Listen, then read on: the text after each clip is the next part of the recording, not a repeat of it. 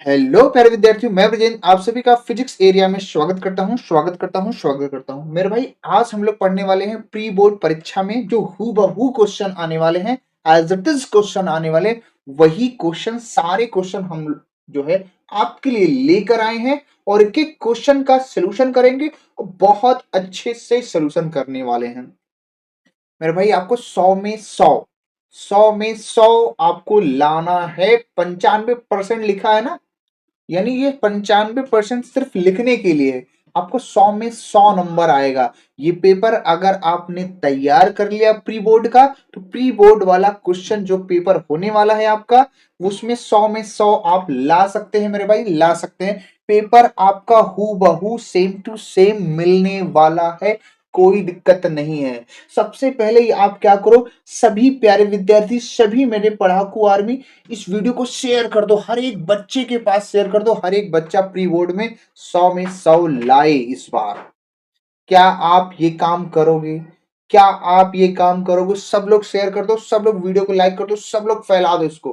पूरा हु बहू क्वेश्चन मिलेगा, देखना आप। तो आइए सीधे बढ़ते हैं अपने पेपर की ओर। पेपर कैसा है देखो, और उसका सोल्यूशन कैसा है ये भी देखना है आपको। देखो ये रहा कुछ पेपर आपके सामने। पेपर का मैंने कलर थोड़ा सा चेंज किया है। तो देखो भैया, सबसे पहले आपको क्या करना है मेरे भाई, यहां पर अपना नाम लिखना है, अनुक्रमांक लिखना है और नाम लिखना है। ठीक है सर। उसके बाद पेपर आपका 346 बीसीई है और यही पेपर आपका आने वाला है प्री बोर्ड में, उसकी कोई दिक्कत ही नहीं। लो पूरा क्वेश्चन एज इट इज पूरा सेम टू सेम मिलेगा, उसकी कोई दिक्कत ही नहीं। आपको सिर्फ क्या करना है मेरे भाई, तैयार करना है। सिर्फ क्या करना है, तैयार करना। 70 नंबर का पेपर है, 70 में 70 तुम्हें लाना है। मैंने 100 बोला था, मतलब 70 में 70 लाना है आउट ऑफ 100। मतलब प्रैक्टिकल को 30 तो मैं बता ही रहा हूं ना, मिलेगा तुम्हें। ठीक है भैया, यहाँ पे क्या है, सभी प्रश्न करना अनिवार्य है।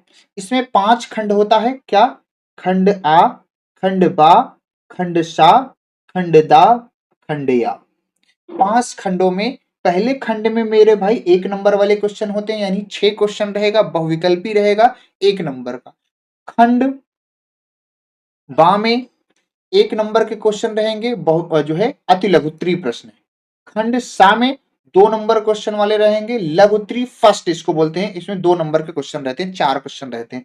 उसके बाद खंड दा में लघुत्तरी सेकंड कहते हैं, इसमें 3 नंबर के क्वेश्चन मिलते हैं, सब आपको करने रहते हैं। और खंड या में आपको 5 नंबर वाले क्वेश्चन मिलते हैं, 4 क्वेश्चन मिलते हैं जिसमें से, और 8 क्वेश्चन मिलते हैं जिसमें से 4 क्वेश्चन आपको करना रहता है, 4 छोड़ना रहता है। मतलब दो दो क्वेश्चन में दो दो क्वेश्चन देता है, एक एक छोड़ना रहता है। सारे क्वेश्चन अभी आपको सामने आपको मिलेंगे और एक एक का मैं आंसर आपको बताते चलूंगा मेरे भाई। सब लोग लिख लोगे, सब लोग पूरा तैयार करो बेहतरीन तरीके से। देखो अब हम पहले प्रश्न में खंड आ पे चलते हैं, सोल्यूशन बताते हैं। देखो पहला प्रश्न है, देखो भैया यहाँ पे सेक्शन है, मैंने थोड़ा सा कलर चेंज कर दिया है। तो देखो मेरे भाई, खंड आ पहला खंड है आपका। खंड आ में आप देख पा रहे होंगे, आपको दिख रहा होगा। तो भैया सवाल पहला क्या, एक का कह रहे कि दो समान आवेश आवेश के दो बिंदु आवेशों को वायु में एक निश्चित दूरी पर रखने पर उनके बीच लगने वाला बल F1 है। जब इन्हीं आवेशों के बीच के परावैद्युतांक वाले माध्यम को इतनी ही दूरी पर रखा जाए, दूरी समान है, के परावैद्युतांक वाले माध्यम भर दिया गया, तो बल F2 हो जाता है। तो F1 F2 का अनुपात तो भैया आराम से निकाल सकते हो, कोई दिक्कत नहीं है। मैं बोल रहा हूं, ध्यान से सुनो। F1 बराबर 1/4 pi epsilon not Q1 Q2/R। जब परावैद्युत पदार्थ भर दिया जाएगा तो F2 बराबर 1/4 पाई एप्सिलॉन नॉट K हो जाएगा Q1 Q2/R²। तो पहले में दूसरे से भाग करेंगे, सारा डाटा कट जाएगा, 1/1/के चला जाएगा ऊपर, तो आपका के ही आपका आंसर आएगा। यानी ऑप्शन नंबर आपका 3 सही जवाब है, के आपका सही जवाब है।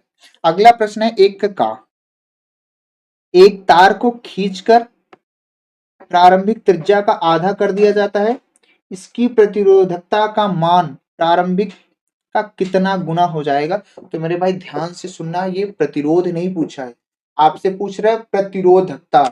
तो प्रतिरोधकता में क्या है भैया मेरे भैया, की प्रतिरोधकता किसी चालक तार की किसी पदार्थ की खींचने से उसकी परिवर्तित नहीं होती, ये वही की वही रहेगी। यानी यहाँ पर प्रतिरोधकता आपकी अपरिवर्तित रहेगी। ऑप्शन नंबर आपका 4 सही जवाब है। ठीक है, अब आइए एक का गा। यदि वोल्ट मीटर तथा मिली वोल्ट मीटर का प्रतिरोध क्रमशः X1 व X2 है तो कह रहा है X1 is greater than X2, X1 is equal X2, X1 is less than X2, X1 is less than equal than X2।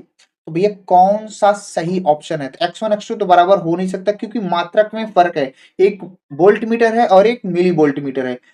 Volt meter को X बोला जा रहा है, मिली वोल्ट मीटर को X2 बोला जा रहा है। तो भैया कौन बड़ा है? वोल्ट मीटर बड़ा है ना, इसलिए ऑप्शन नंबर आपका एक सही हो जाएगा, यानी X1 is greater than X2 आपका सही जवाब है मेरे भाई, सही जवाब है। ठीक है, क्वेश्चन अगर आपको नहीं दिख रहा है मेरे भाई थोड़ा बहुत, तो मैं हर एक क्वेश्चन पढ़ दे रहा हूं। एक का खा है, एक का सारी गा, घा घा।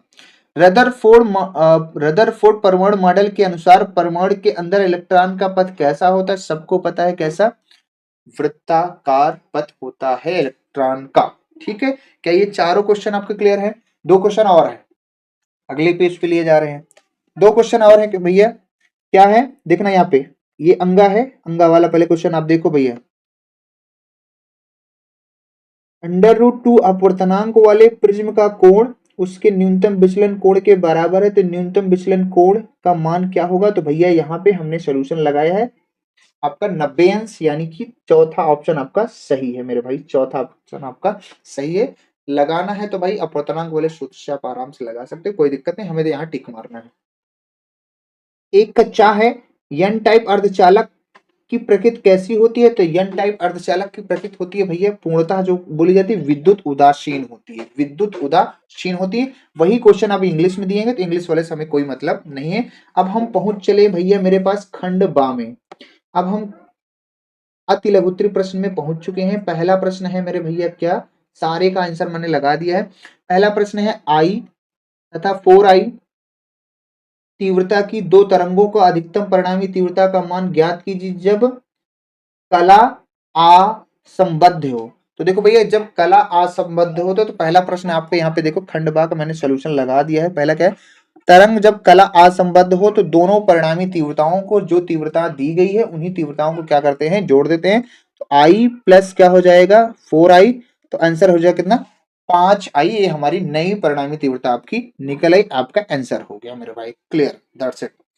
अगला प्रश्न है मेरे भाई, क्या है अगला प्रश्न है, दो का खा।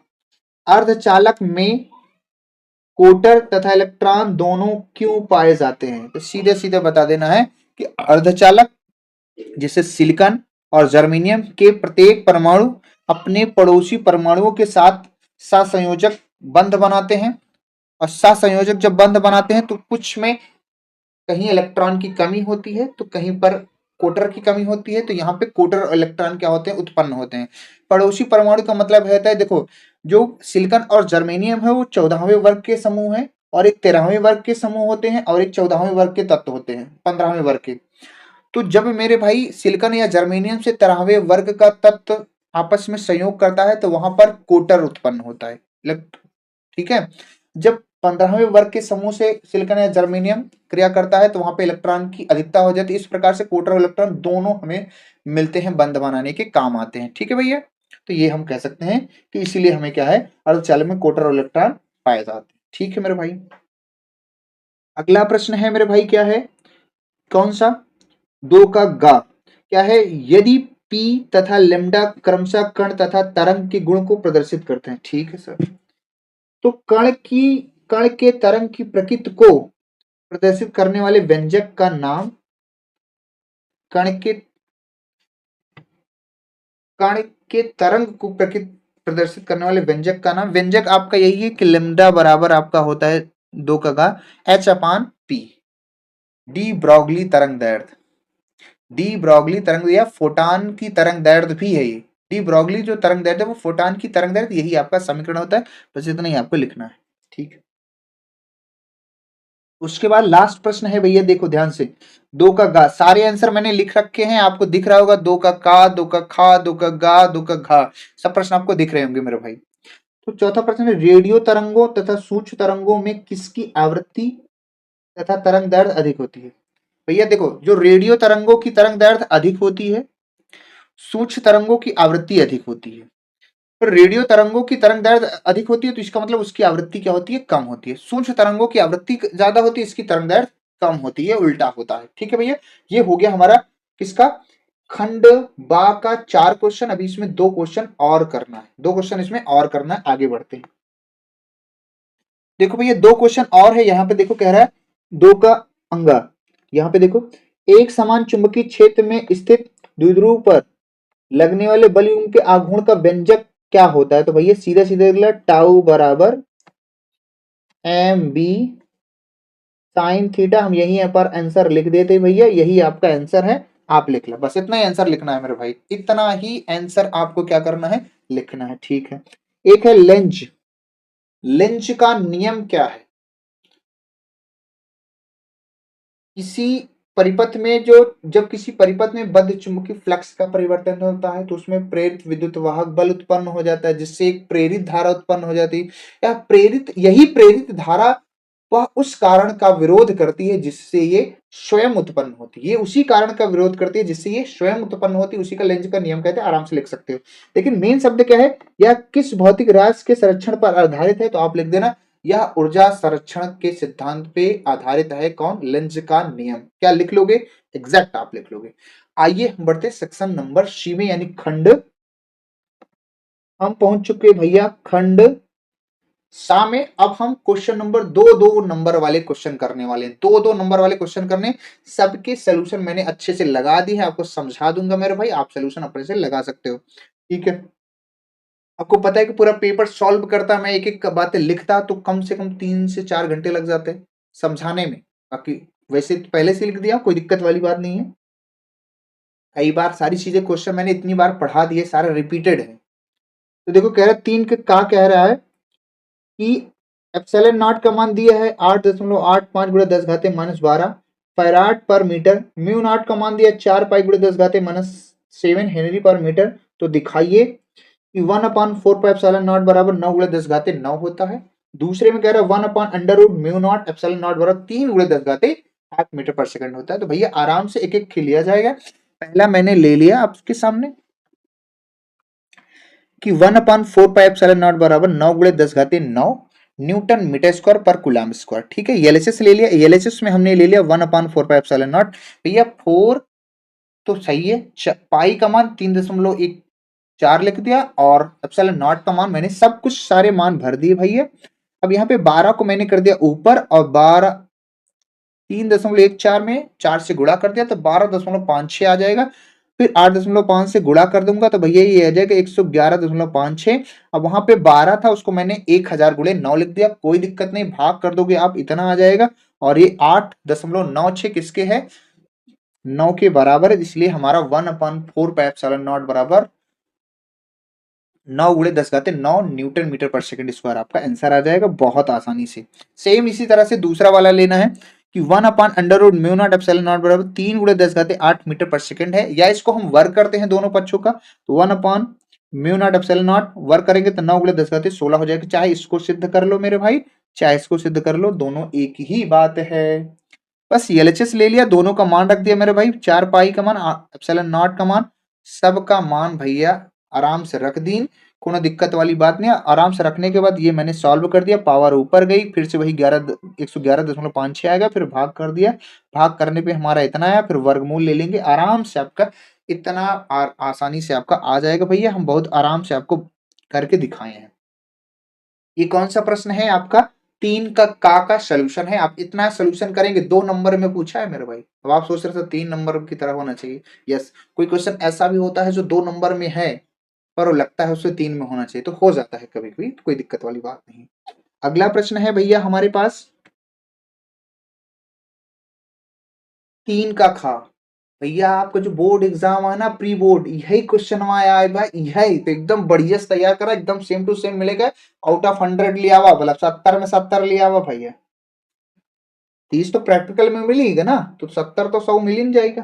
देखो क्या कह रहा है, 3 का खा, परमाणु द्रव्यमान इकाई को परिभाषित कीजिए, सिद्ध कीजिए कि एक एएमयू बराबर 931 मेगा इलेक्ट्रॉन वोल्ट होता है। तो आराम से कैसे करते, आगे सोल्यूशन है, देखा भैया देखा यार, क्वेश्चन नंबर 3 का खाया बढ़िया से हम लिख दिए, कोनो दिक्कत वाली बात नहीं बा।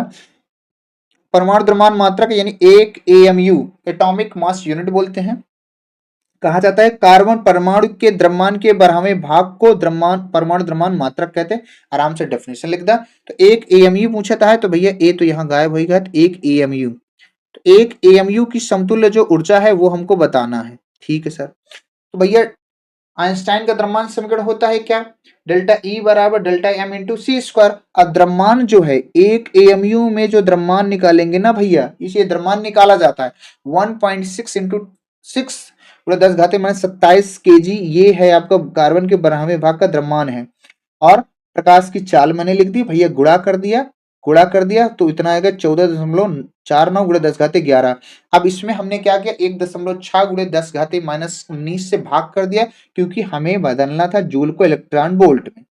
जूल को इलेक्ट्रॉन वोल्ट में कर दिया, पावर को हम ऊपर ले जाके 19 को ऊपर ले जाके 11 में से घटा दिए भैया, हमारे 10 पावर 8 हो गया, भाग लगा दिन हमारे ई पावर हो गई 10 गुणे 931 गुणे 10 घाते 6 इलेक्ट्रॉन वोल्ट, या इसी को हम मेगा लिख सकते हैं। तो इतना आपको प्रूफ करेगा भैया, बहुत आराम से आप प्रूफ कर सकते हैं। ठीक है, आराम से ये सब कर रखा है, एक बार करा रखा है, तो 931 मेगा इलेक्ट्रॉन वोल्ट आपका आ रहा है जी, कोनो दिक्कत वाली बात नहीं बा। अगला देखो, पीछे बैक में चलते हैं। अगला क्वेश्चन हमारा क्या है, 3 का भैया का देखेगा है, 3 का गा, 3 के गा में देखा, ध्यान सुना, 1.5 इलेक्ट्रॉन वोल्ट कार्य फलन दिया है, धातु की प्लेट से एनर्जी दी गई, ये है अपनी एनर्जी दी गई है। फोटान आपतित होता है, उत्सर्जित फोटो इलेक्ट्रॉन की निम्नलिखित गणना कीजिए, क्या गतिज ऊर्जा निकाले और वेग निकाले है। अब पीछे आगे देखा सोल्यूशन, तो भैया 3 का गा का आपका ही सोल्यूशन है। 3 के गा का सोल्यूशन में कहा है, देखा ध्यान से सुना, हमको क्या दिया है, ये हमें दिया है, ये हमें दिया है कार्यफलन, और ये हमें एनर्जी दी गई है। समझ में आ रहा है भैया सबको। और आइंस्टाइन का पहला क्वेश्चन है, आइंस्टाइन का द्रव्यमान समीकरण क्या होता है भैया, ई बराबर डब्ल्यू प्लस के होता है। तो के बराबर हम कहेंगे तो ई माइनस डब्ल्यू हो जाएगा। तो ई का मान हमने 5.5 रख दिया और इसका मान 1.5 घटा दिया, तो हमारा आंसर कितना आ गया मेरे भाई, 4 इलेक्ट्रॉन वोल्ट। यही हमारा क्या आ गया मेरे भाई, आंसर आ गया, यही हमारा क्या आ गया, आंसर आ गया। ठीक है भैया, एक आंसर। दूसरा आंसर क्या पूछ रहा था, वेग पूछ रहा था। तो वेग पूछ रहा है तो हमको क्या पता, के बराबर हाफ एम वी स्क्वायर होता है, दो का क्रॉस मल्टीप्लाई कर देंगे, वी स्क्वायर बराबर हो जाएगा 2k बाई एम, तो वी बराबर क्या हो जाएगा, under root 2k by M. अब यहां से के का मान तो हम लोग निकाल चुके हैं, 4 इलेक्ट्रॉन वोल्ट, दो सबका दो रख दिया, 4 इलेक्ट्रॉन वोल्ट है तो उसको 1.6 इंटू 10⁻⁹ कूलम से गुणा करेंगे, जूल में बदलेंगे। यम क्या है सर, द्रव्यमान है, इलेक्ट्रॉन का द्रव्यमान लिख दिया भैया, इन सबका गुणा कर दिया, भाग कर दिया और इसका वर्गमूल निकाल दिया, 1.2 गुणे 10 घाते 6 मीटर पर सेकंड आपका आसानी से आंसर मेरे भाई आ जाएगा। ये 3 का गा का क्वेश्चन है। ठीक है भैया, पीछे चला फिर से चौथा क्वेश्चन का रहा, जो चौथा क्वेश्चन है ध्यान से सुनिएगा, 3 का गा ये वाला, दिखाइए कि एल बाई आर और सी आर के सी मात्रक समय के बराबर है, का मात्रक समय होते हैं, संकेतों का समान अर्थ बताना है। बहुत सही, अब आराम से देख लीजिए। यहाँ पे देखो भैया, आप लोग देखो यहाँ पे, ये जो L बाई आर है, अब L का जो फार्मूला है वो होता है E बराबर D T upon D I, ये फार्मूला आपको पढ़ाया गया चैप्टर के दौरान। और प्रतिरोध बराबर तो जानते हैं V बाई आई होता है, तो यहाँ V से E कट गया, V से E कट गया, क्यों, क्योंकि दोनों विभवांतर है, मात्रक निकालना है, तो दोनों विभवांतर है, कट गया, दोनों भौतिक राशि है सेम, कट गया। और यहाँ पे डी आई और आई दोनों भी भौतिक राशि कट गया, क्या बचा, dt, और dt के मात्रक, dt समय है, समय का मात्रक सेकंड आ गया भैया, समय आ गया। ठीक है, दूसरे में सी आर है, सी का मतलब क्या है, धारिता, और धारिता का मात्रक क्या होता है, या धारिता बराबर क्या होता है, क्यू बाई वी, कूलाम प्रति क्या हो जाएगा, वोल्ट। और प्रतिरोध बराबर क्या होता है, वी बाई आई, वोल्ट प्रति एम्पियर, तो वोल्ट से वोल्ट कटेगा, कूलाम प्रति एम्पियर बचेगा। अब कूलाम बराबर यानी आवेश है, आवेश बराबर क्यू इंटू क्यू, सॉरी, आवेश क्यू बराबर आई इंटू टी, आई मतलब धारा, टी मतलब समय, एम्पियर सेकंड लिख देगा, तो एम्पियर से एम्पियर कट गया, सेकंड फिर से आएगा। अब यहाँ पे यही सामान्य अर्थ बताना था, तो यल क्या है, स्वप्रेरण गुणांक है, आर क्या है, प्रतिरोध है, सी क्या है, धारिता है। यही हमारा हो जाएगा मेरे भाई आंसर। आपका ये क्वेश्चन मेरे हिसाब से हो गया।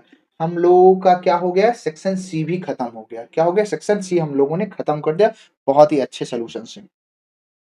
पेपर भैया हूबहू मिलने वाला है, एक एक क्वेश्चन आपका तैयार करा कहा है, एक एक क्वेश्चन पूरा पूरा मिल जाएगा। आगे बढ़ा भाई, आगे बढ़ा, आगे बढ़ा। अब क्वेश्चन हम करेंगे, सेक्शन हमारे पास है, अगला सेक्शन है हमारे पास भैया सेक्शन डी। क्या है, सेक्शन डी।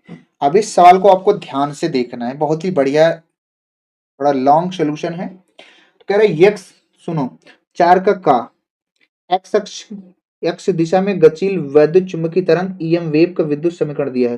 ये विद्युत का समीकरण दिया है, मैंने इसको एज इट इज यहाँ पर एक बार लिख दिया है, ग्रीन कलर से पूरा लिख दिया है, ठीक है। क्या क्या पूछ रहा है, तरंग का तरंग दैर्ध्य पूछ रहा है, तरंग का वेग और दिशा पूछ रहा है, चुंबकीय क्षेत्र की दिशा व व्यंजक पूछ रहा है। तो भैया देखा, ध्यान से सुना, हमने क्या किया, अच्छा अब यहाँ पे ध्यान से सुनना है। यहाँ पे मैंने क्या किया कि ई वाई बराबर ई नॉट कॉस के एक्स प्लस ओमेगा टी से तुलना कर दी, तुलना कर दिया।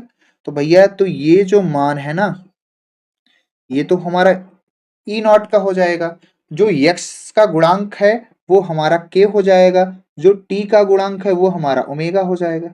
ध्यान से सुन रहे हो ना, तुलना करेंगे भैया, हमको तरंग दैर्ध्य निकालना है, तो तरंग दैर्ध्य का जो फार्मूला होता है लिम्डा बराबर 2 पाई/के। 2 पाई का मान हम रख देंगे, पाई का मान सब लोग जानते हो, के का मान क्या है, मैं कह रहा हूँ एक्स का गुणांक है, जो भी एक्स वाई का गुणांक होता है वही के का मान है। के का मान यहाँ पे हमने रखा, और इसका सोल्यूशन आराम से आप लोग निकाल सकते हैं। तो हमने निकाल दिया 4.1 × 10⁻³ मीटर, तरंग दैर्ध्य मीटर में आती है। फिर दूसरा क्वेश्चन आपसे पूछ रहा है, तरंग का वेग पूछ रहा है और दिशा। तो देख भैया, तरंग का वेग निकालने के लिए W/K, W मतलब ओमेगा/K, ओमेगा क्या है, टी का गुणांक होता है समीकरण में, और के क्या है, XYZ का गुणांक है। तो भैया दोनों का मान रख दिया, मान रखने के बाद 3 × 10⁻11 है, इसका मान 1.5 × 10⁻3 है, 15/10 हो जाएगा, 10 चला गया ऊपर, 15 दूना 30 हो जाएगा, 2 हो जाएगा, तो 2 × 10⁸ मीटर पर सेकंड क्या आ जाएगा, तरंग का वेग आ जाएगा।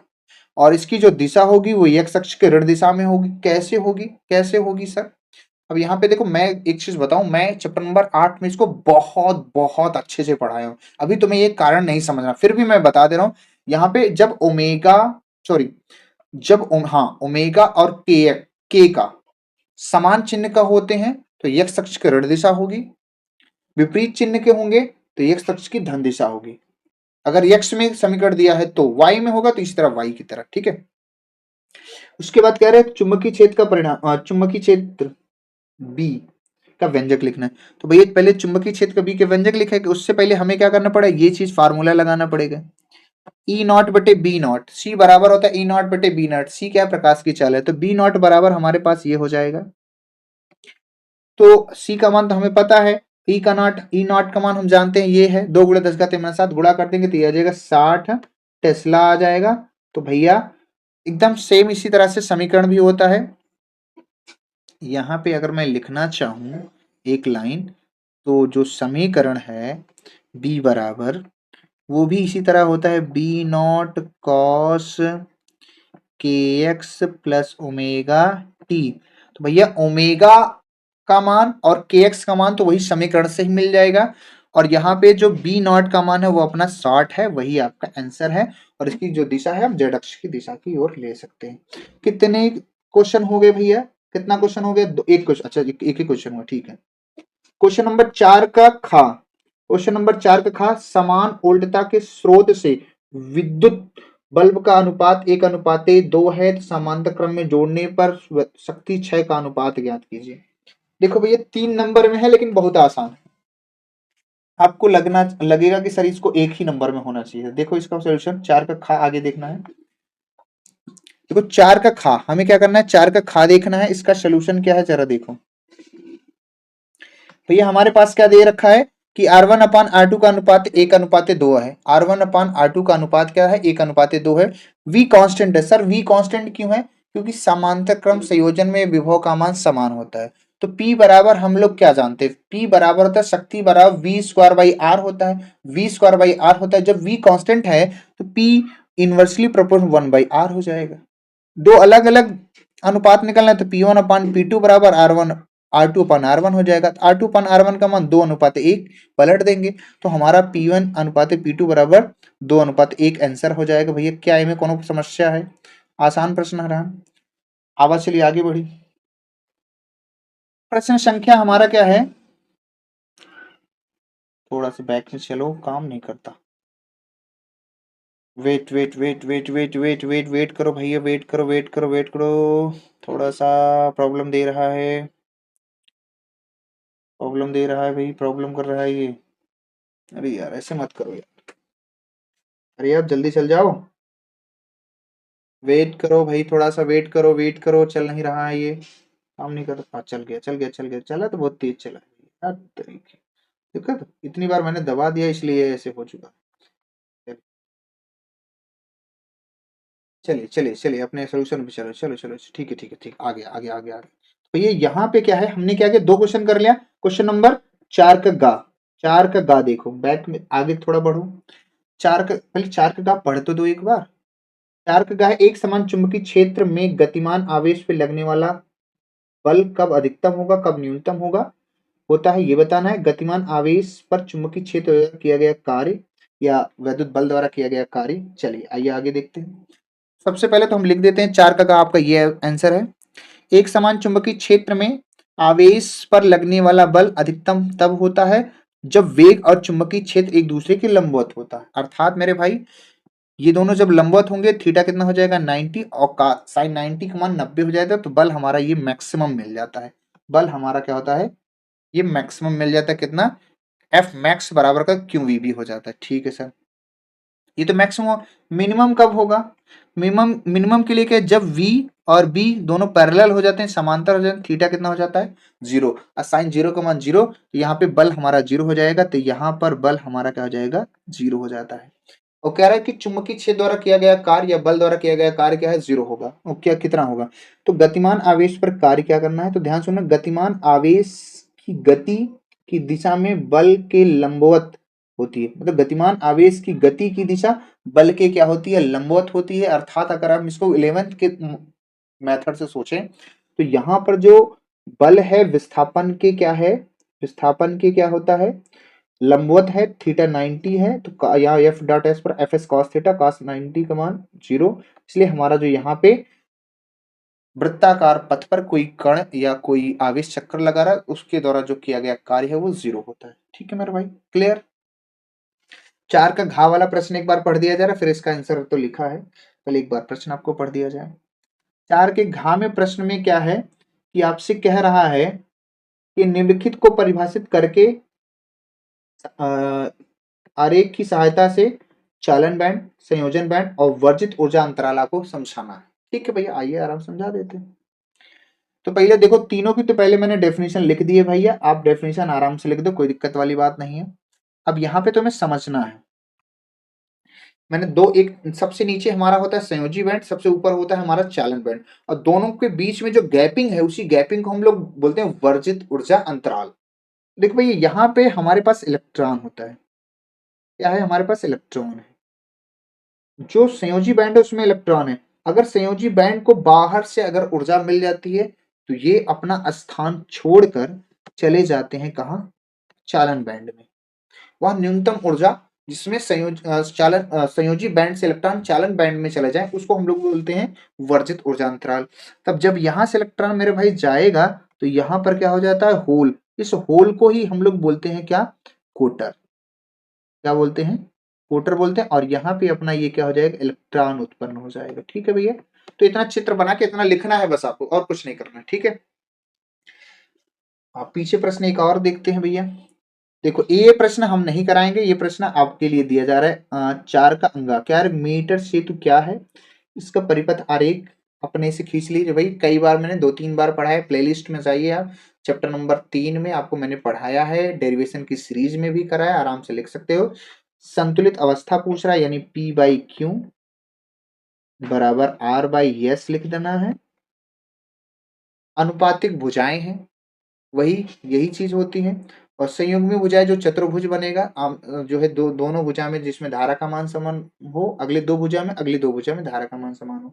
इसको आप आराम से कर दें। अगर वो वाला क्वेश्चन आप नहीं कर पा रहे हैं तो चैप्टर नंबर 3 में यही एक क्वेश्चन और मिलेगा। सेल का विद्युत वाहक बल, विभवांतर तथा आंतरिक प्रतिरोध को परिभाषित कीजिए। तीनों की परिभाषा आपको मिल जाएगी आराम से, अच्छे से। और तीनों के बीच में क्या है, संबंध। संबंध तो मैं यहां लिख देता हूं, V बराबर होता है E माइनस आई आर, यही हो जाएगा आपका वो संबंध। ठीक है, संबंध मैंने लिख दिया है, आपको लिखना नहीं, जरूरत नहीं है। बस आपको जाके प्लेलिस्ट से परिभाषा तीनों की अच्छे से लिख लेना है बस मेरे भाई। ठीक है, मैंने कराया। तो क्वेश्चन नंबर हमारा 4 का खत्म हो, यानी खंड दा भी हमारा सेक्शन डी भी खत्म हो गया। हमारा 2 सेक्शन और बचा है। अब 3-3 नंबर का क्वेश्चन तो मैंने इसमें खत्म कर लिया। एक अब 5वां क्वेश्चन चलेगा भैया, 5वां। अभी सेक्शन आपका दा ही चल रहा है। 5वां क्वेश्चन आगे देखिए भैया, ये अब 5वां क्वेश्चन यहां से मेरा मिल रहा है। देखो भैया, क्वेश्चन नंबर 5 से स्टार्ट करना है। क्या कह रहा है कि तरंग के ध्रुवण की घटना से क्या समझते हैं, पहले ये बताना है। फिर कारण स्पष्ट कीजिए कि ध्रुवण की घटना में अनुदैर्ध्य तरंगों का में संभव नहीं होती, परंतु अनुप्रस्थ तरंगों में संभव होती है। तो सीधा सीधा मैंने सोल्यूशन लिखा है भैया, एक एक का सीधा सा एक बारी पढ़ दे रहा हूं। क्या है, प्रकाश का ध्रुवण क्या है, पहले वह प्रक्रिया जिसमें तरंग जिसके द्वारा प्रकाश किरण में वैद्युत सदिशों के कंपनों को निश्चित दिशा या तल में सीमित किया जा सकता है, उसको हम लोग बोलते हैं प्रकाश का ध्रुवण। और इसमें खास बात क्या है कि प्रकाश में वैद्युत सदिश के कंपन तरंग संचरण की दिशा के लंबवत सभी दिशाओं में होते हैं। जैसे ये चित्र में आप देख पा रहे हैं, सभी दिशाओं में लंबवत कंपन होता है। ये हो जाएगा आपको प्रकाश ध्रुवण, समझा दोगे। फिर क्या कह रहा है, अनुदैर्ध्य तरंगों में संभव नहीं होती है। देखो तो सीधा सीधा लिख देना है, अनुदैर्ध्य तरंगों में ध्रुवण संभव नहीं है क्योंकि कंपन की कोई निश्चित लंबवत दिशा नहीं होती है, अर्थात तरंग का प्रसार जो है समांतर होता है। तो भैया तरंग चलने के लिए हमें लंबवत कंपन चाहिए और इसमें प्रसार समांतर होता है। तो ये इसमें संपीड़न और व्रलन की प्रक्रिया होती है अनुदैर्ध्य तरंग में। तो ये वाली प्रक्रिया में ध्रुवण संभव नहीं है।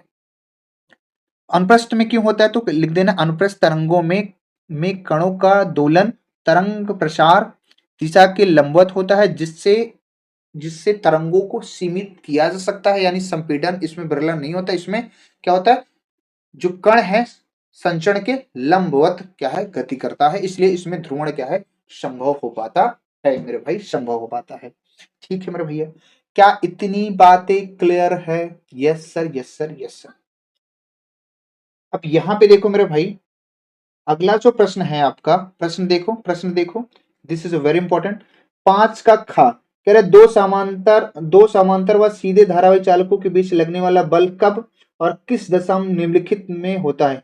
कब आकर्षण होता है, कब प्रतिकर्षण बल होता है? तो पहले तो हम इसका डेरिवेशन कर देते हैं, पहले तो हम इसका डेरिवेशन करते हैं, क्योंकि डेरिवेशन के हिसाब से आपको समझ में आएगा। हालांकि देखो आगे प्रश्न देखो, 5 का खा का ये आंसर है भैया। इस डेरिवेशन को मैं 2 बार प्लेलिस्ट में करा चुका हूं। तो भैया हम यहाँ पे 2 समांतर तार लेते हैं जिसमें धारा I1 व I2 प्रवाहित कर देते हैं। अब इनके बीच की दूरी स्मॉल r लेते हैं। एक छोटे से पार्ट में अनंत लंबाई का चालक तार है, छोटे से पार्ट में बल निकालते हैं। मैंने सारी बातें लिख दी। माना 2 समांतर तारों में प्रवाहित धारा I1 और I2 है, दोनों एक दूसरे से r दूरी पर स्थित है। जैसे ही चालक तार, फर्स्ट ये पहला चालक तार है हमारा और ये हमारा दूसरा चालक तार है। भैया हमने लिख दिया धारा I1 की वजह से I2 के पास आसपास चुंबकीय क्षेत्र। जैसे ही मैं चालक तार, पहले चालक तार में धारा प्रवाहित करूंगा तो I2 ये दूसरे चालक तार के पास जो चुंबकीय क्षेत्र उत्पन्न होगा वो B1 क्रॉस दिशा में अंदर की दिशा में होगा। ठीक है, वो कितना होगा मैंने यहाँ पे निकाल दिया है। इसी प्रकार से जब I2 में धारा प्रवाहित करूंगा तो I1 के आसपास चुंबकीय क्षेत्र डॉट दिशा में होगा, वो B2 इतना होगा। फिर हम किसी एक तार के अल्पांश लंबाई का लगने वाला बल निकाल लेते हैं। तो चालक फर्स्ट पर अल्पांश लंबाई dl के कारण बल लगा देंगे, तो dF बराबर I1 dl B2, चूंकि दूसरे पे चुंबकीय क्षेत्र निकल रहा है तो साइन और थीटा कितना होगा, परस्पर लंबवत है।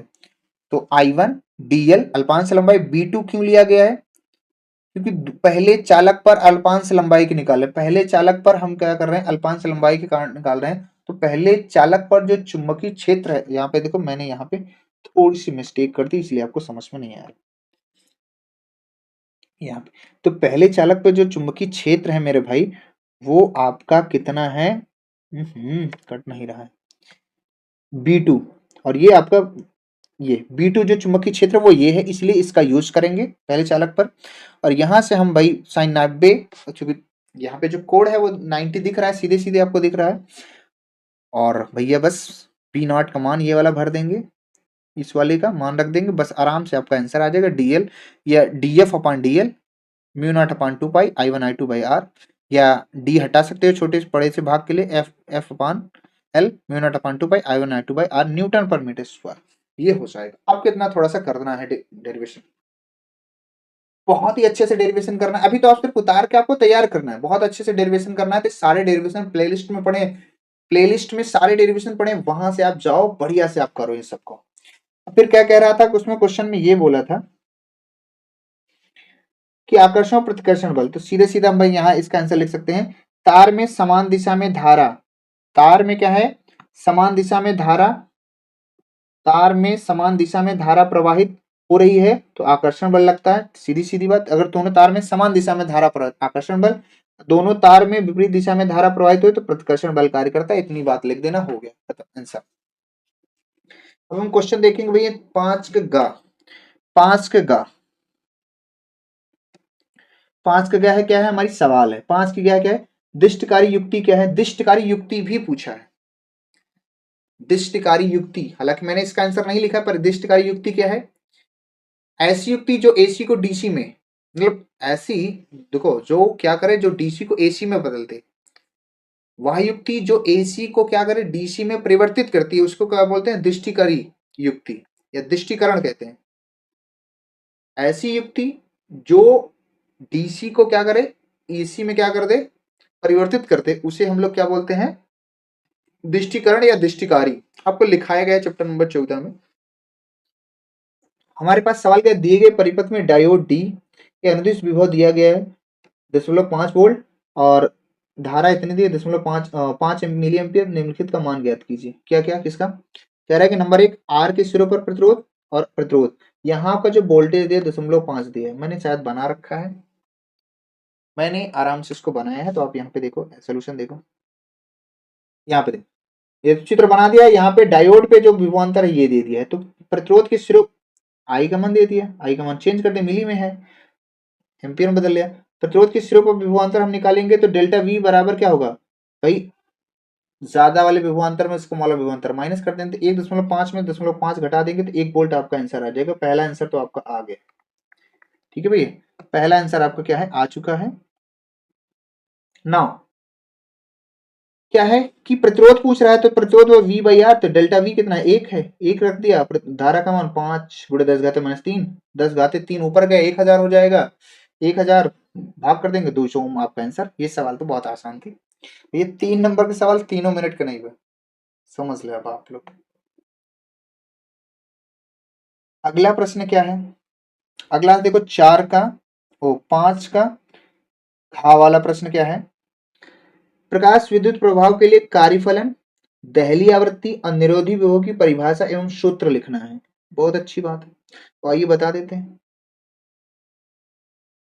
आइए देखिए 5 का घा, देखो 5 का घा, देखो मैंने लिखा नहीं है, तीनों डेफिनेशन है, मैं ध्यान से सुनना, मैं तीनों डेफिनेशन बता देता हूँ, आराम से आप लिख लो, कोई दिक्कत वाली बात नहीं है मेरे भाई, कोई दिक्कत वाली बात नहीं है। तो देखो सुनो, कार्यफलन हम किसे कहते हैं, ध्यान से सुनना, जब किसी धातु की सतह से, किसी धातु की सतह से इलेक्ट्रॉन उत्सर्जित करने के लिए,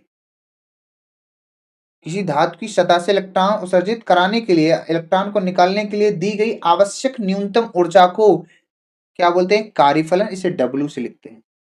किसी धातु की सतह, किसी धातु की सतह से इलेक्ट्रॉन को उत्सर्जित कराने के लिए आवश्यक न्यूनतम ऊर्जा को ही कार्यफलन कहते हैं, ठीक है। और देहली आवृत्ति क्या है, वह न्यूनतम आवृत्ति जो धातु की सतह से इलेक्ट्रॉन को क्या करे, उत्सर्जित करा सके, उसको बोलते हैं देहली आवृत्ति, न्यू नॉट लिखते हैं।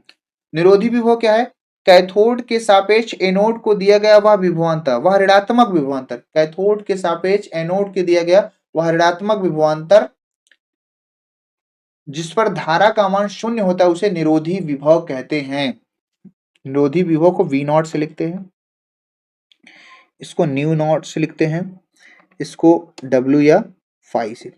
अब ये देखो, ये अगर तुम्हें अभी भी नहीं समझ में आया सर कहाँ मिलेगा हमको ये बता दीजिए, चैप्टर बता दीजिए, तो चैप्टर आप खोलो मेरे भाई, मैंने पढ़ाया है चैप्टर, आपको खोलोगे कौन सा चैप्टर, नंबर कौन सा है भैया, 11, चैप्टर नंबर आप 11, 11 खोलेंगे तो आपको वहां पे ये तीनों की डेफिनेशन मिल जाएगी विथ फार्मूला।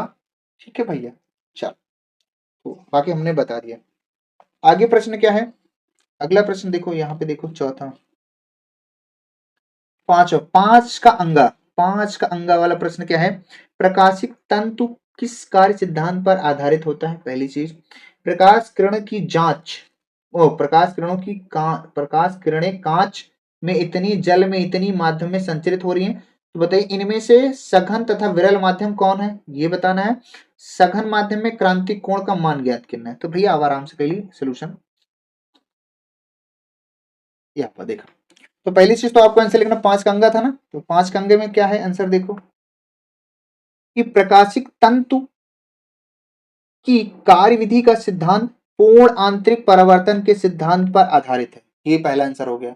अब ध्यान से सुनना, क्या करना है, किस माध्यम का अपवर्तनांक ज्यादा होगा, तो देखो कह रहे हैं जिस माध्यम का अपवर्तनांक अधिक होता है वह माध्यम सघन माध्यम होता है, जिस माध्यम का अपवर्तनांक अधिक होता है वह क्या होता है, सघन माध्यम, इसका मतलब जिसका अपवर्तनांक कम होगा विरल माध्यम होगा। तो दोनों अपवर्तनांक, ये वाला अपवर्तनांक दिया है, ये वाला अपवर्तनांक भी दिया है, 1.5, 1.33, तो 1.5 में 1.33 में कौन बड़ा है, 1.5, तो भैया यहां पर क्या होगा कि ये सघन माध्यम है और ये वाला क्या है, विरल माध्यम, बस हो गया। ये पूछा था कौन सा सघन है कौन सा विरल, तो भैया ए एन डब्ल्यू विरल माध्यम है और ए एन जी आपका सघन माध्यम। क्रांतिक कोण पूछ रहा है भैया सघन माध्यम से विरल माध्यम के लिए, क्रांतिक कोण सी बराबर होगा विरल माध्यम बटे सघन माध्यम, विरल माध्यम का अपवर्तनांक 4/3 और सघन माध्यम का अपवर्तनांक 3/4, एक एक गुणा एक के साथ होगा, सॉरी सॉरी सॉरी सॉरी, इसका गुणा इसके साथ हो जाएगा और इसका गुणा इसके साथ हो जाएगा, कितना हो जाएगा, 4 दूना 8, 3 त्रिका 9, तो साइन सी बराबर 8/9 और सी बराबर साइन इनवर्स 8/9, यही आपका फाइनल आंसर हो जाएगा। देखा आसान था। 3 नंबर वाले क्वेश्चन सारे खत्म हो गए, अब हम करेंगे 5 नंबर वाले क्वेश्चनों को करने वाले हैं मेरे भाई, 5 नंबर वाले क्वेश्चनों को करने वाले हैं। क्या आप तैयार हैं मेरे भाई, सबका सोल्यूशन करने के लिए तैयार हैं, क्या मजा आ रहा है भाई, जब आप बोर्ड एग्जाम में अभी जब प्री बोर्ड परीक्षा दोगे ना, जब सेम टू सेम क्वेश्चन मिलेगा आपको, वाह वाह क्या खुशी है, खुशी मिल जाएगी आपको, खुशी ना मिलेगी तो बताना।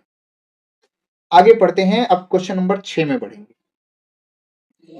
क्वेश्चन नंबर 6 हमारे सामने, यही 5 का ये इंग्लिश मीडियम दिया है, कोई दिक्कत नहीं। क्वेश्चन नंबर हम 6 में आ गए। क्वेश्चन नंबर 6 हमारा पहला क्या है, सारी की सारी डेफिनेशन है, मैं इसे एक भी डेफिनेशन नहीं बताने वाला हूं, सारी डेफिनेशन कहाँ मिलेगी मैं ये बता दूंगा, सारी डेफिनेशन कहाँ मिलेगी मैं ये तुम्हें बता दूंगा, बता दूंगा। चैप्टर नंबर 13, चैप्टर नंबर 13 देखो क्या है कि निम्नलिखित में प्रत्येक का उदाहरण सहित स्पष्ट कीजिए। समस्थानिक किसे कहते हैं उसका उदाहरण दीजिए, समभारिक किसे कहते हैं उसका उदाहरण दीजिए, समन्यूट्रॉनिक किसे कहते हैं उसका उदाहरण दीजिए, नाभिक का आकार गोलाकार होता है 4/3 पाई r³ से वास्तु की त्रिज्या निकाले, द्रव्यमान क्षति आप जानते हो, नाभिक में प्रोटॉनों की संख्या और नाभिक का वास्तविक द्रव्यमान का अंतर। तो भैया ये चारों आप आराम से लिख लेना, कोई दिक्कत वाली बात नहीं है, चारों के डेफिनेशन देखो। नीचे एक क्वेश्चन और है, अथवा, अब 5 वाले क्वेश्चन में अथवा अथवा वाला क्वेश्चन है, एक करना, ऊपर वाला नहीं कर पा रहे तो नीचे वाले करो, नीचे वाला भी और क्रिटिकल है, उसमें भी 3 चीज पूछा है, तो ऊपर वाला ही ज्यादा सही, इजी पड़ेगा आपको। समस्थानिक जिसमें परमाणु संख्या समान हो या द्रव्यमान संख्या भिन्न भिन्न हो, समस्थानिक को एग्जाम्पल दे दो। समभारिक मतलब जिसमें द्रव्यमान संख्या समान हो परमाणु क्रमांक भिन्न भिन्न हो, इसको दे दो। आपको ये चैप्टर कहाँ मिलेगा मैं बता दे रहा हूँ, चैप्टर नंबर 13 खोलोगे सब की सब डेफिनेशन मिल जाएगी भैया, पहले दूसरे लेक्चर में सारी डेफिनेशन मिल जाएंगी सब की सब, सूत्र सहित उदाहरण सहित, द्रव्यमान क्षति सब वो मिल जाएगा, नाभिक का आकार भी मिल जाएगा और ये भी मिल जाएगा, ये मिल जाएगा। बच्चे जो पढ़ रहे हैं उनको पता है कि this is a very easy question, 5 number में है, बस डेफिनेशन लिखना है, उदाहरण देना, ठीक है। ये आप कर लेंगे और 5-6 नंबर क्वेश्चन हमारा हो गया भाई। अब हम बढ़ेंगे क्वेश्चन नंबर 7 की ओर। क्वेश्चन नंबर 7 में जो 2 क्वेश्चन दिया गया बहुत इंपॉर्टेंट है, समझने वाला है क्वेश्चन नंबर 7। और ये क्वेश्चन मैंने अभी भी जब थ्योरी न्यूमेरिकल की सीरीज करा रहा था, चैप्टर नंबर 3 में ये चीज मैंने बोला था कि जब बैटरी, जो परावैद्युत पदार्थ के बीच से बैटरी भर दिया जाता है या बैटरी हटा ली जाती है, तब स्थिति क्या होती है, वही वाली स्थिति यहाँ पे आई है और इसको मैंने डिटेल में कर दिया है भैया। देखो 7 नंबर, क्वेश्चन नंबर 7 का पहला है भैया, 7 का अथवा नहीं कर रहा हूँ, 7 का पहला, ठीक है भैया, 7 का पहला क्वेश्चन करूंगा। बैटरी की सहायता से, कह रहा है बैटरी की सहायता से एक समांतर प्लेट संधारित्र को आवेशित किया जाता है, ठीक है, आवेशित कर दिया गया, ठीक है। यानी जब आवेशित किया जाएगा तो धारिता, विभव, आवेश, वैद्युत क्षेत्र, स्थित ऊर्जा हमें सब पता है, ध्यान से सुनना। संधारित्र को बैटरी से वियोजित करके जब हटा लिया जाता है तो उसके बाद उसमें क्या, के परावैद्युतांक का पट्टी भर दी जाती है। तो धारिता के संबंधित निम्नलिखित होने वाले परिवर्तन, धारिता का परिवर्तन, आवेश का परिवर्तन, विभवांतर का परिवर्तन, स्थिति ऊर्जा का परिवर्तन, विद्युत क्षेत्र का परिवर्तन।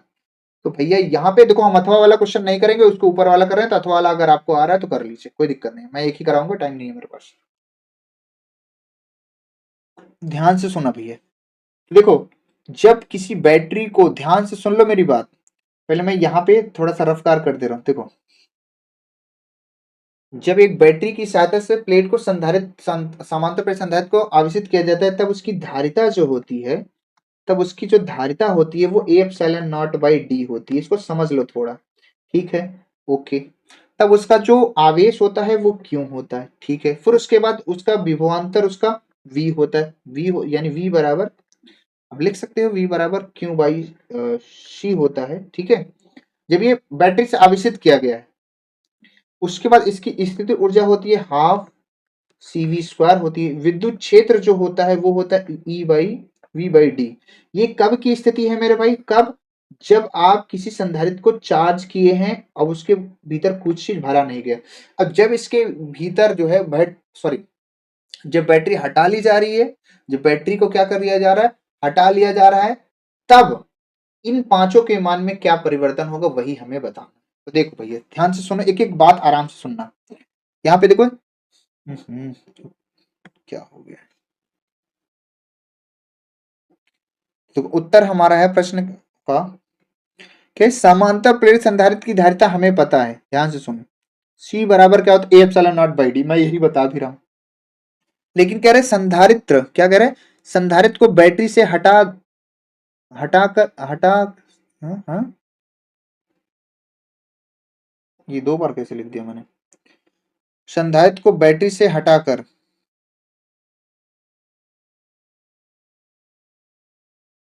यहाँ पे ये चीज थोड़ा सा गड़बड़ हो गया, संधारित्र को बैटरी से हटाकर, अरे हट जा यार,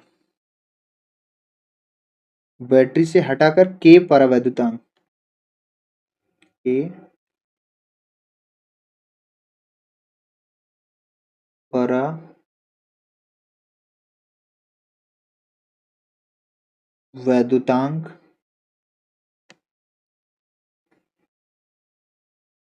इसको बेटा माध्यम,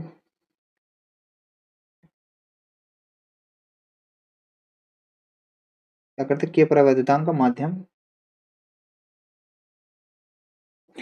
संधारित्र को बैटरी से हटाकर के परावैद्युतांक का माध्यम भर दिया जाता है, बस इतना समझो, भर दिया जाता है, भर दिया जाता है, आगे समझो।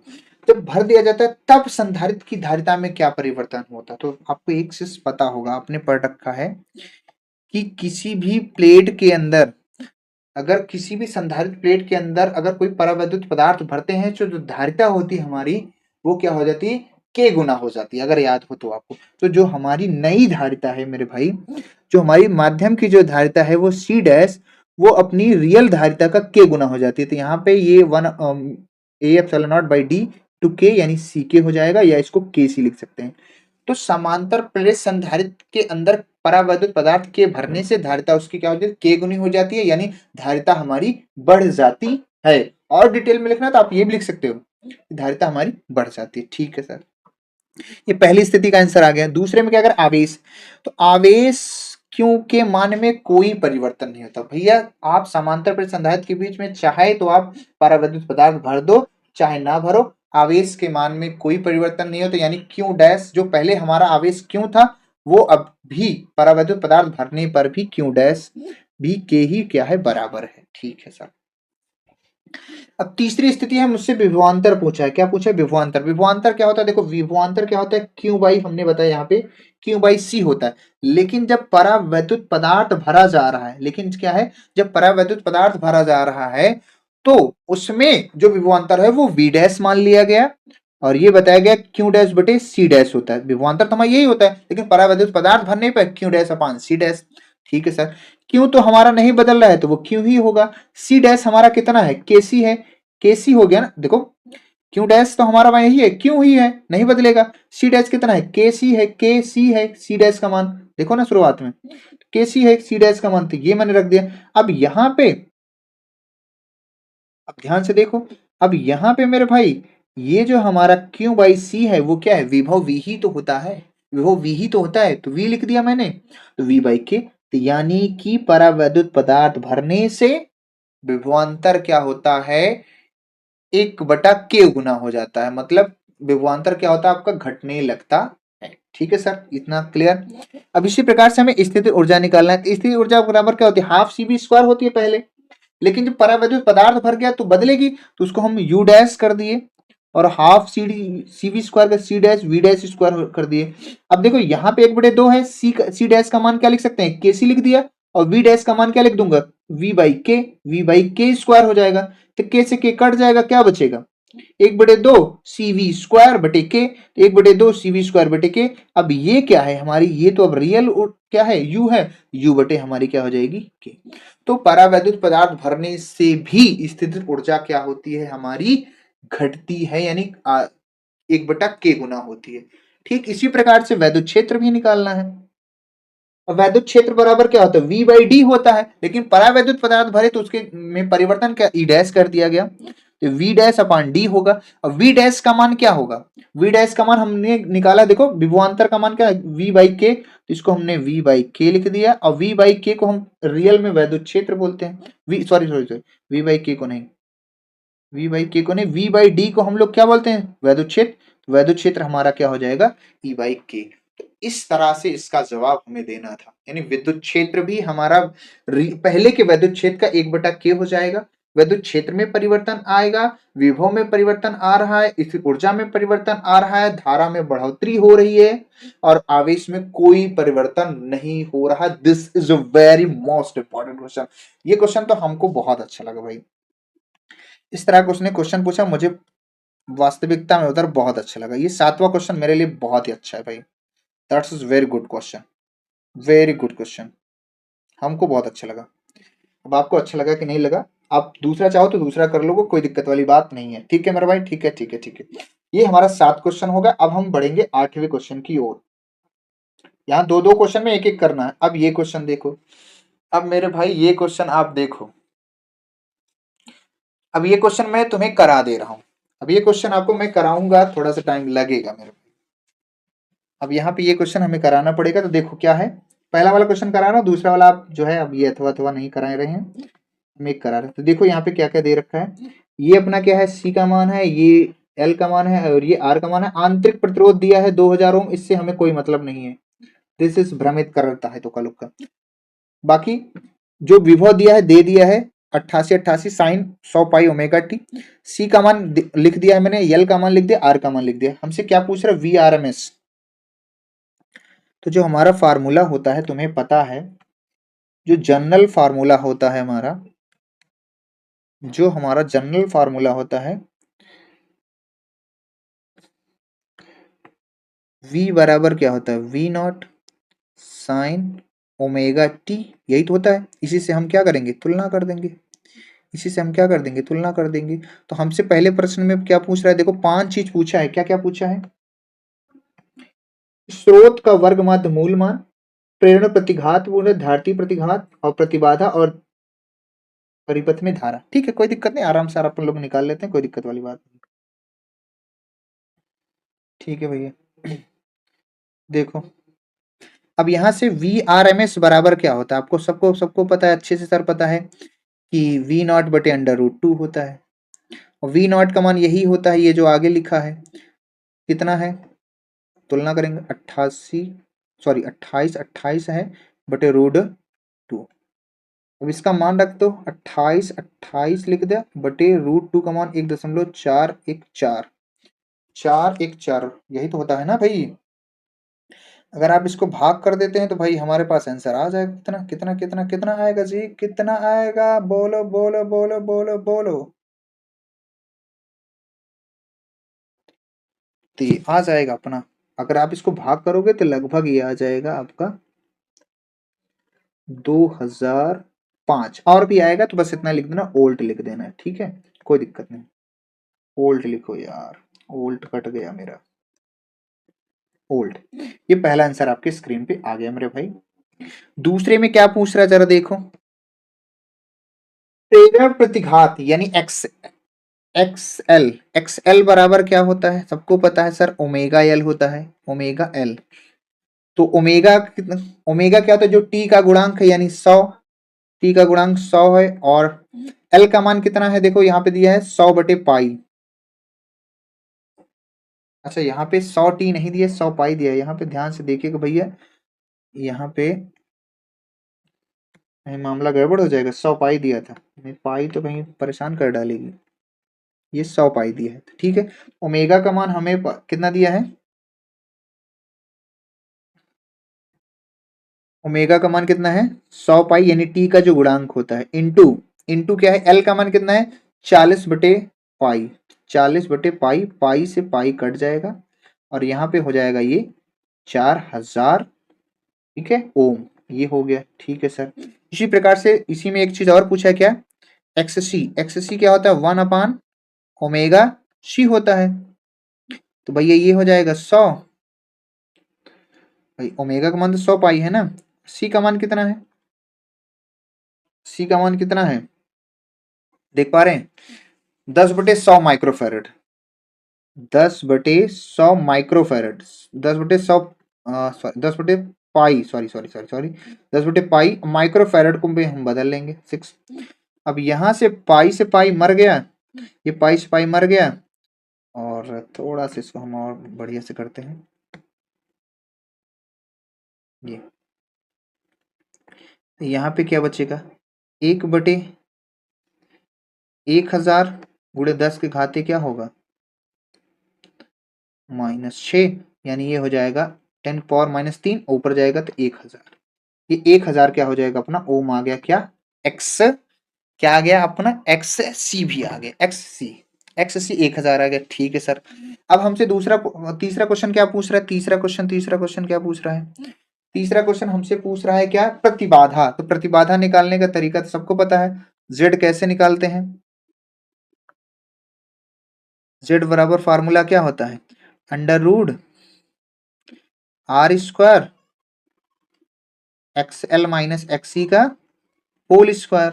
भाई इसी पर डाटा रख दो, आर का मान तो 2000 दिया है ना, 2000, 2000 का स्क्वायर और प्लस, और यहाँ पे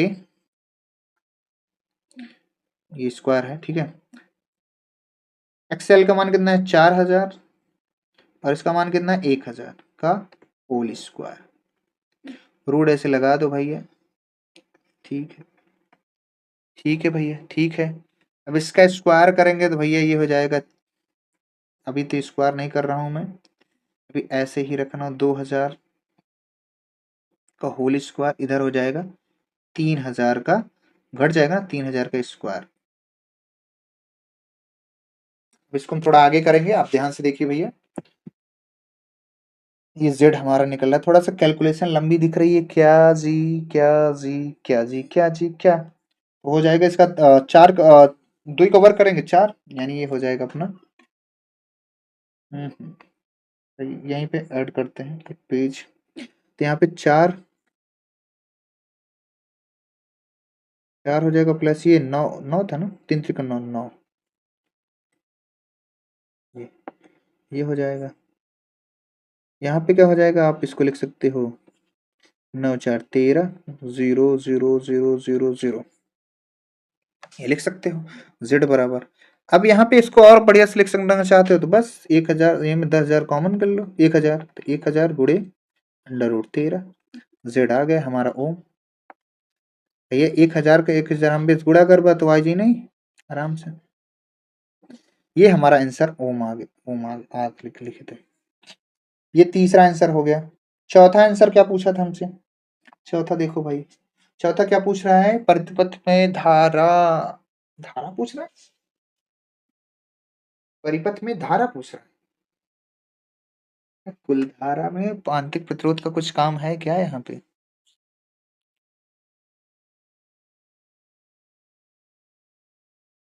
आंतरिक प्रतिरोध तो है ही नहीं, आंतरिक प्रतिरोध तो है ही नहीं भैया, तो धारा कैसे निकालूं, बोलो कैसे निकालूं?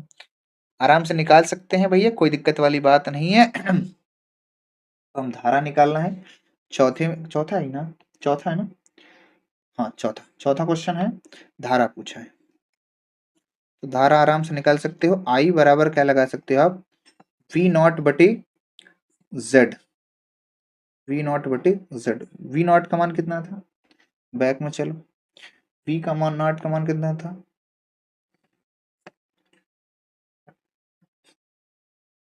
28 28, जेड का मान कितना है 1000, ये तो बड़ा खतरनाक हो गया। इसी तरह से तो धारा निकलेगी भैया, और ये भैया कितनी खतरनाक धारा निकल गई यार। चलो कोई दिक्कत नहीं है, यहाँ पे 2.823 हो गया बटे रूट, देखो 1000 से भाग कर दिया, √3 का मान 1.732 भाग कर देते हैं, बस इसी में कोई दिक्कत नहीं है। 2.228 डिवाइड का 1 पॉइंट क्या है 1.7,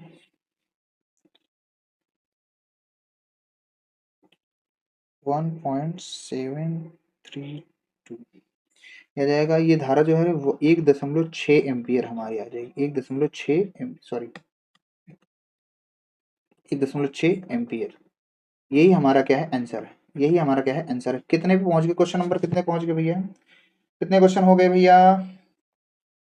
ये क्वेश्चन कौन था, क्वेश्चन नंबर 8 हो गया। एक क्वेश्चन आपका बचा है, आप चाहो तो मेरे भाई इसके नीचे वाला, अगर आप चाहो तो ये वाला आप क्वेश्चन कर सकते हो, कोई दिक्कत वाली बात नहीं है। इस स्वप्रेरण तथा अन्योन्य प्रेरण का गुणांक, स्वप्रेरण और स्वप्रेरकत्व बताना है, अंतर बताना है, अन्योन्य प्रेरण और अन्योन्य प्रेरकत्व में अंतर बताना है, फिर सिद्ध करना है कि टेस्ला बटे एम्पियर हेनरी पर मीटर स्क्वायर। आप इसको चाहो तो कर लो, मैंने सवाल करा दिया, मुझे वो ठीक लगी। ठीक है, आगे बढ़ते हैं भैया। क्वेश्चन नंबर लास्ट है, लास्ट क्वेश्चन है आपका सामने, ये क्वेश्चन नंबर लास्ट।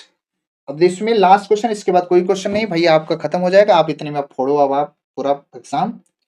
क्वेश्चन में देखो फिर से मैं 9 वाला कर रहा हूँ, 9 का अथवा नहीं करूंगा, 9 का अथवा आपको करना है तो कर लीजिएगा, ये वाला आप करोगे, करना है। क्या है, हाइगेन्स के तरंग सिद्धांत का उल्लेख स्पष्ट कीजिए। तो पहले मैं हाइगेन्स के तरंग सिद्धांत को उल्लेख कर दिया स्पष्ट। तो देखो हाइगेन्स के तरंग सिद्धांत क्या है, सुन लो। प्रकाश तरंगों के रूप में चलता है, बताया गया है। इन्होंने बताया ये तरंगे प्रकाश स्रोत से निकल के सभी संभव दिशाओं में प्रकाश के वेग से चलती है। ये किसने कहा, हाइगेन्स ने कहा था। तरंग संचरण के लिए हाइगेन्स ने सर्वव्यापी ईथर माध्यम बताया दिया। बोला, जब इनसे पूछा गया कि भैया तरंग संचरण के लिए कौन से माध्यम की आवश्यकता पड़ती है, उन्होंने ईथर माध्यम बता दिया, और उसका बताया घनत्व कम और प्रत्यास्थता अधिक होती है। हालांकि ये बात गलत उनकी कट गई थी, पर जो उन्होंने अपने सिद्धांत में कहा वो चीज हमें लिखना है। अब विभिन्न, उन्होंने बोला विभिन्न रंगों के प्रकाश की आवृत्ति भिन्न भिन्न होती है, ये चीज बोला था। और प्रकाश तरंगे किसी वस्तु से परावर्तित होकर हमारी आंख के रेटिना पर गिरती है, जिससे हमें क्या है, वस्तु दिखाई देती है। इतना तरंग सिद्धांत में लिखना। हालांकि इन्होंने बोला था प्रकाश तरंगे जो अनुदैर्ध्य तरंगे होती है, हालांकि वो चीज गलत कट गई थी। पर आगे चल के फ्रेनल नाम के वैज्ञानिक ने ध्रुवण की जब व्याख्या की, तो उन्होंने कहा प्रकाश विद्युत तरंगे हैं, वो अनुप्रस्थ प्रकृति की होती हैं। ये क्वेश्चन अभी मैंने इस तरह से बताया भी था। इतना हो गया। अब आगे क्या कह रहा है क्वेश्चन में, देखो ध्यान से सुनो। अपवर्तन की घटना में आपतित तरंगार अपवर्तित तरंगार्ग का स्पष्ट आरेख खींचिए जब ये प्रकाश किरण निम्न माध्यम से गति करती हैं, वायु से कांच में, जल से कांच में। तो भैया यहाँ डेरिवेशन नहीं करेगा, यहाँ डेरिवेशन नहीं करना है, केवल चित्र बनाना है, उसको समझाना है। तो भैया आइए देखिए, हमने चित्र दोनों बना रखा है। देखिए ये देखो, जब वायु से कांच में जाएंगे, जब क्या है वायु से कहाँ जाएंगे, कांच में जाएंगे, तो मतलब हम क्या कर रहे हैं, विरल से सघन में जा रहे हैं। तो जब विरल से सघन में जाएंगे तो अभिलंब की ओर प्रकाश किरण हमारी झुकेगी। अब जब जल से वायु में जाएंगे तो मतलब अभिलंब से हमारी प्रकाश किरण दूर हटेगी। इसमें यही ध्यान देना है, ये किरण आई यहाँ पे ए बिंदु से टकराई, तब हमने माना कि ये बी पर पहुंची थी। जब ये बी वाली ए डैश पे टकराई तो हम ये ने कहा कि ए से चलने वाली प्रकाश किरण बी डैश पे टकराई, और ये कोण अपना 90 बनाएगी, ये कोण अपना 90 बनाएगी, ये कोण आर है, ये कोण 90 माइनस आर है। बस हमें इतना बताना था, बस चित्र खींचना।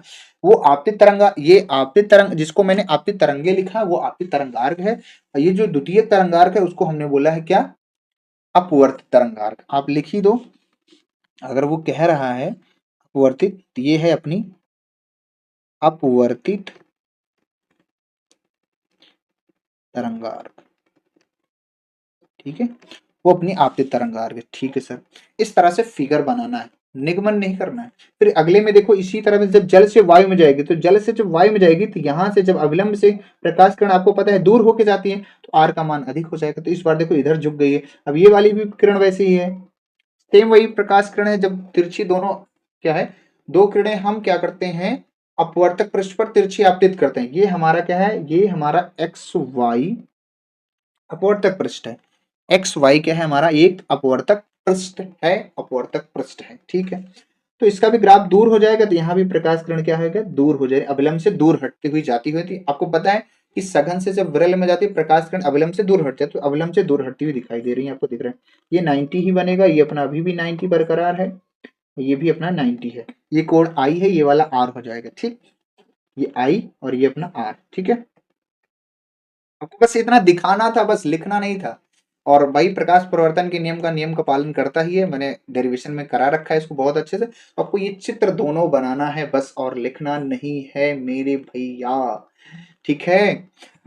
तुम्हारा मैंने पेपर कर दिया कंप्लीट। अब आपको स्क्रीनशॉट लेना है तो पीछे से स्क्रीनशॉट लेते चलो, स्क्रीनशॉट। हालांकि सब क्वेश्चन का ये देखो, सारे क्वेश्चन मैंने करा दिए हैं, बेहतरीन तरीके से मैंने कराया है। एक एक क्वेश्चन आपके मिलने वाले हैं, पूरा क्वेश्चन आप जो है तैयार कर लो। तैयार करने के बाद प्री बोर्ड में आपके पूरे के पूरे नंबर आने वाले हैं मेरे भाई, पूरे के पूरे नंबर आने वाले हैं, पूरे के पूरे नंबर आने वाले हैं, पूरे के पूरे नंबर आने वाले हैं, पूरे के पूरे नंबर, ठीक है। आपको स्क्रीनशॉट चाहिए तो देखो, फिर से देखो, अब स्क्रीनशॉट अगर आपको लेना है तो मैं एक बार पूरा रिवाइज करते जा रहा हूँ, पूरा पेज खोलते जा रहा हूँ, आप स्क्रीनशॉट लेते चलिएगा, ले लीजिएगा। ये पहला पेज कौन कौन सही है, इसमें तो कुछ बताना ही नहीं था, इसमें तो बस इंस्ट्रक्शन। स्क्रीनशॉट ले सकते हो कौन सही है, फिर अगला स्क्रीनशॉट ले सकते हो, फटाफट फटाफट लेते चलिए। फिर अगला स्क्रीनशॉट ले सकते हो, वैसे तो मेरे साथ साथ लिखते बहुत अच्छा रहता। फिर अगला स्क्रीनशॉट, हरी आप सबका क्वेश्चन नंबर लिखा है, कोई दिक्कत वाली बात नहीं। अगला स्क्रीनशॉट, जल्दी से जल्दी से जल्दी से, फिर और जल्दी स्क्रीनशॉट लेते चलो, फिर ले लीजिए, फिर ले लीजिए स्क्रीनशॉट, अगेन स्क्रीनशॉट लेते चलो भाई, लेते चलो पूरा क्वेश्चन, फिर से ले लो स्क्रीनशॉट। पूरा पेपर आपके प्री बोर्ड में छपने वाला है भैया, पूरा पेपर छपने वाला है, पूरा पेपर छपने वाला है, स्क्रीनशॉट लेते चलो भैया। और ये हो गया आपका पेपर खत्म, ये हो गया, और लास्ट पेज आपका ये है, दैट्स इट। पेपर आपका पूरी तरह से मैंने क्या कर दिया, खत्म कर दिया। अब आप प्री बोर्ड की तैयारी, फिजिक्स में कोई दिक्कत ही नहीं, पर क्वेश्चन आप तैयार करो, बहुत ही बढ़िया से आपको पूरा पेपर हो जाएगा मेरे भाई। तो आज के लिए बस इतना ही, बाकी नेक्स्ट वीडियो मिलेंगे, तब तक के लिए बाय बाय मेरे पढ़ाकू army, bye bye, take care.